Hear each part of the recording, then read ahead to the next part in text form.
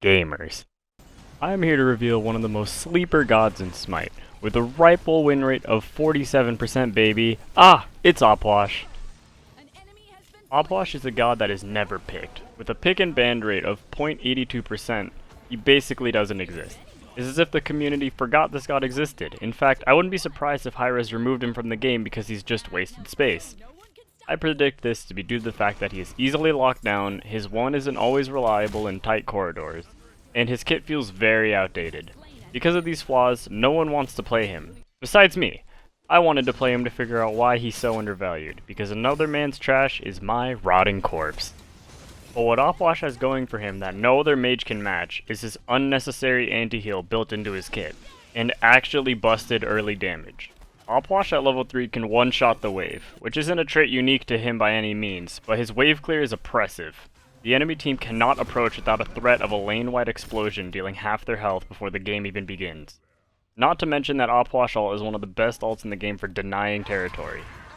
Returning to his anti-heal, this god has 100% anti-heal built into his kit naturally and more. His 1 is 40%, his ult does 60 at max stacks, and finally his 3 can stun if and only if the enemy heals during its damage.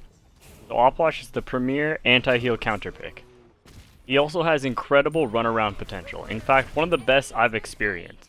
His ability to heal by picking up bodies mixed with the huge slow in his 1 on top of all the damage his abilities do can lead to a massive chase scene that has resulted in some amazing plays. Watch this scene. I missed some abilities here, but this Morrigan must have been so upset that I killed her, and this play won us the game.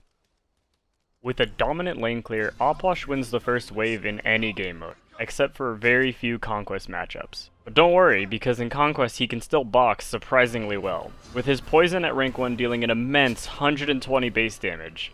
At all stages of the game, the enemy team will take massive damage from his combo, true or light. Your team should be looking to play around you, setting up your true combo, or if that isn't the case, they're doing their best to kill the backline while you use your amazing runaround to stall for as long as possible.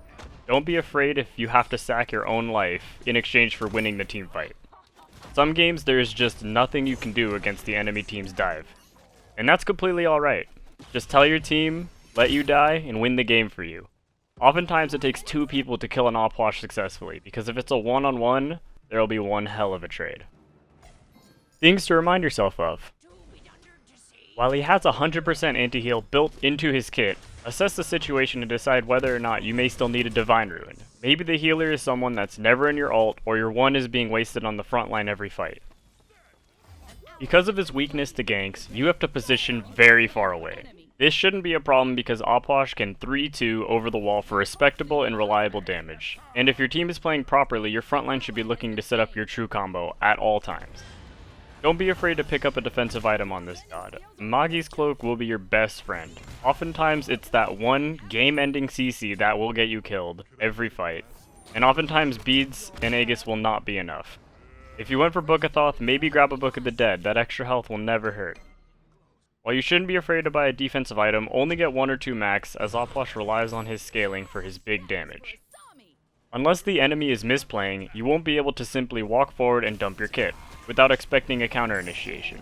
Either your team has to set up for you, or they have to deflect this counter. And if neither of those things are an option, then your only option left is to press ult and Aegis, because you're going to die once that Aegis wears off. Could you just play Merlin and win every game in 10 minutes? Of course, but I'm not one to walk the paved path. I forge my own way, and it's filled with corpses and good times.